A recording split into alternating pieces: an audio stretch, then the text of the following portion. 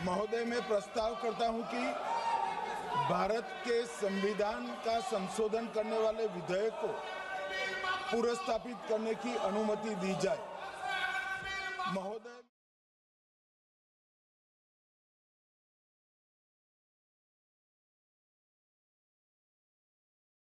इतनी आत्महत्याएं की घटना यदि हो रही है, उसके तह पर यदि आप जाएंगे, खासकर युवाओं में जो आत्महत्या हो रही है, उसमें ऑनलाइन गेमिंग सट्टेबाजी के चक्कर में ही जो है उनके पैसे डूबते हैं। जो पिताजी की कमाई है, जीवन भर की कमाई है, उसको बैंक से निकालते हैं और इसका जो नतीजा है वो फाइनली घर परिवार सभी तबाह हो रहा है।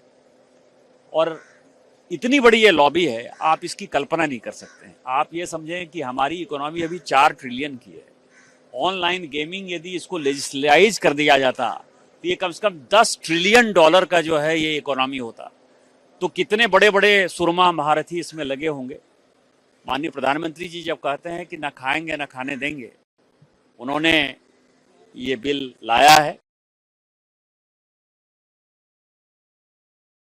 मैं समझता हूं कि ये इसके बारे में और सोचना चाहिए था। कि मैंने तो 2019 में ही एक आर्टिकल लिखे, मेरी राय पब्लिश किया, तो मैं मेरी राय को बदला नहीं है कि इस किस्म की चीज़ें होता ही है हमारे देश में, तो इसको लीगलाइज करके रेगुलेट करके टैक्स कर दो, ताकि जो खर्च लोग करते हैं उसमें से कुछ बेनिफिट साधारण लोग को भी मिल जाए। कि सरकार अगर उसका टैक्सेशन का पैसा लेता है तो अच्छे सोशल सामाजिक कॉजेस के लिए खर्च कर सकते हैं।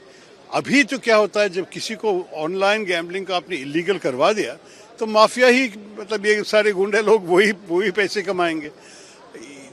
किसी चीज़ को बैन करने के बारे में ये सब सोचना चाहिए था। मेरे ख्याल में अगर सोचने का वक्त नहीं था तो इस बिल को शायद कोई कमेटी में भेज के, कमेटी के सारे एंगल्स, क्योंकि कई देश ने इसी विषय पे सोच के एक अलग तरीका से तय किए हैं। वो लोग तय किया है कि अच्छा होगा कि रेगुलेट करे और टैक्स कर दे।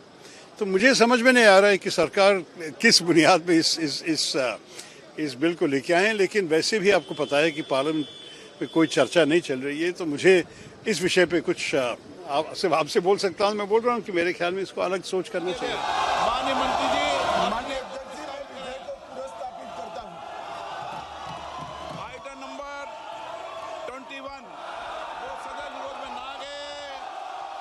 मेरे विचार में निर्णय हाँ वालों के पक्ष में अनुमति प्रदान की जाती है।